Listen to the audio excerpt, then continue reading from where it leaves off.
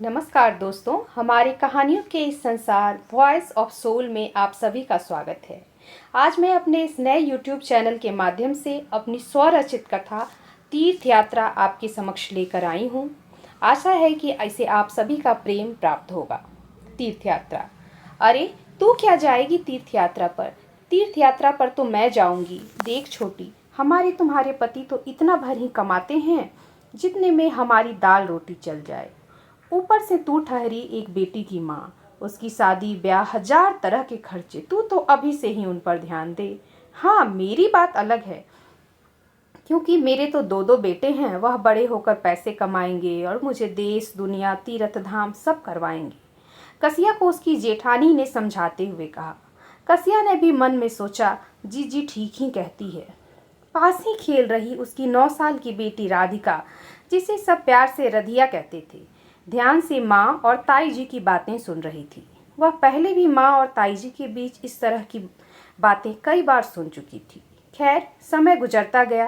राधिया ने 8वीं तक की पढ़ाई के बाद स्कूल जाना छोड़ दिया और माँ के साथ खेतों में मेहनत मजदूरी करने लगी। भगवान का दिया हुआ रूप रंग तो था ही, वह काम भी बड़ी मेहनत और लगन से करती थी। एक दिन रधिया के पिताजी ने उसकी अम्मा से कहा, सुनती हो, पड़ोस के गांव से अपनी राधिका का रिश्ता आया है। लड़के के माँ बाप नहीं हैं, उसे उसके मामा मामी ने पाल पोस कर बड़ा किया है, लेकिन लड़का बड़ा ही मेहनती और होनहार है। अपनी राधिका के साथ उसकी जोड़ी खूब अच्छी रहेगी। दोनों मेहनती हैं और अपना गुजर बसर और गृहस्थी अच्छे से चला लेंगे।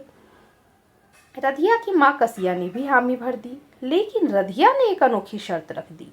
वह कहने लगी कि जब लड़के वाले उसे देखने आएंगे तो वह लड़के से अकेले में बात करेगी, तभी वह शादी के लिए तैयार होगी। सभी हैरान परेशान कि हमारे समाज में कहीं ऐसा हुआ है क्या, और चढ़ावा सर पर बेटी को। ताई जी ने तंज कसा, लेकिन रधिया अपनी जिद से टस से मस न हुई। लड़के वाले जब उसे देखने आए और उन दोनों ने अकेले में बात की, तभी जाकर वह शादी के लिए राजी हुई। कुछ दिनों के बाद उसकी शादी हो गई। वह अपने ससुराल चली गई। बीच बीच में वह अपनी माँ से मिलने आई, या पड़ोस का गांव होने के कारण उसके माता पिता भी कभी कभी उससे मिल आते थे। एक दिन रधिया अपने पति के साथ अपनी माँ से मिलने आई और उसका सामान बांधने लगी। माँ ने कहा, अरे रधिया, यह क्या कर रही है? मेरा सामान क्यों बांध रही है? हम तीर्थ यात्रा पर जा रहे हैं अम्मा, उसके दामाद ने कहा। अम्मा, आपको याद है, शादी के पहले राधिका मुझे अकेले में मिली थी। उसने यही दो बातें कही थी कि क्या मैं शादी के बाद उसे उसके माँ बाप का ध्यान रखने से रोकूंगा तो नहीं, और दूसरी कि वह आपको तीर्थ यात्रा करवाना चाहती थी। और अम्मा, आपकी तीर्थ यात्रा का खर्च भी आपकी बेटी ने खुद मेहनत मजदूरी करके जोड़ा है।